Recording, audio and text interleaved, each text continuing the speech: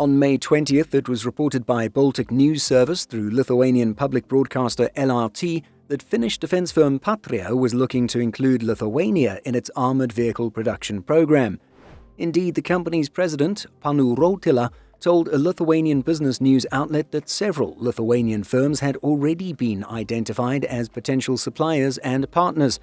And no, we don't know why an American JLTV was used as the feature image for this article. Because, as you may already know, Patria offers the now quite popular 6x6 platform as well as the new Trax tracked armoured vehicle. There's also the 8-wheeled AMV XP. Lithuania being part of this supply chain? Well, it sounds quite exciting, but there's likely to be a big catch. Let's take a look. And so, speaking to media on Wednesday, May 20th, Patria's president was quoted as saying, "I believe there are companies here that could complement our operations very well, both in production and maintenance, as well as in the development of new technologies." But here's the not-too-surprising catch. Routila indicates that broader cooperation would likely depend on Lithuania placing an order, with the executive saying, "Some companies can become partners in our supply chain without a specific order, but we would also welcome wider cooperation. Reciprocity is important. We want to see signals from the state in our direction." So, when put in this context, the possibility of establishing industrial activity in the country is less of an offer and more of a sales pitch, essentially saying, "Buy our vehicles and we'll build them, or some of them, in your country." With Patria showing up to Dimex Baltic Defence Exhibition in early May, showing off both their 6x6 and Trax platforms, it's no secret that the Finnish company would be happy to have an order from the Lithuanian armed forces. This is something we've considered ourselves, as Lithuania has an apparent gap between its 4x4 JLTVs and the 8x8 Vilkas infantry fighting vehicle based on the German Boxer. This gap was somewhat filled by old M113s, but it's our understanding that while some remain in use with the military, many of these were sent to Ukraine over the past 4 years. So Lithuania doesn't really have a modern battle taxi.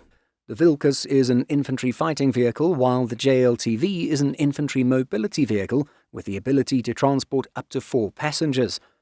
Of course, it all depends on Lithuanian doctrine and what its military commanders believe is the best way to defend the country. Maybe it would prefer to just get more Vilkas IFVs, or perhaps Boxer APCs like the UK's Future Mechanised Infantry Vehicle, or MIV. This would certainly be good for streamlining logistics and simplifying the supply chain. At the same time, Boxers are quite heavy. They're also not amphibious, and they're much more expensive than the Patria 6x6. The 6x6, through the CAVS program, has picked up quite a few members in the last few years, including neighbouring Latvia and close defence partner Germany. Latvia produces parts for the 6x6 while assembling them in-country as well. A similar plan is in the works for Germany, and so adding Lithuania would make sense in terms of strengthening that supply chain and speeding up production. And of course, unlike the Boxer, the 6x6 would be able to cross smaller bridges while also being amphibious.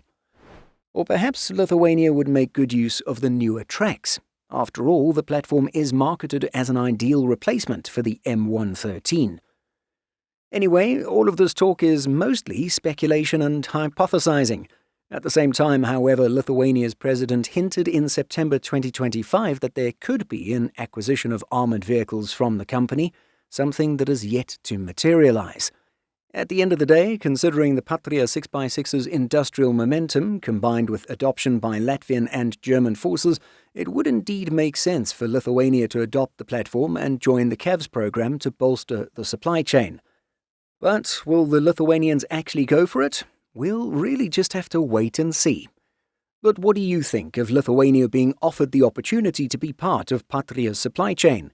Is it just a marketing tactic to convince Lithuanian politicians to make a deal?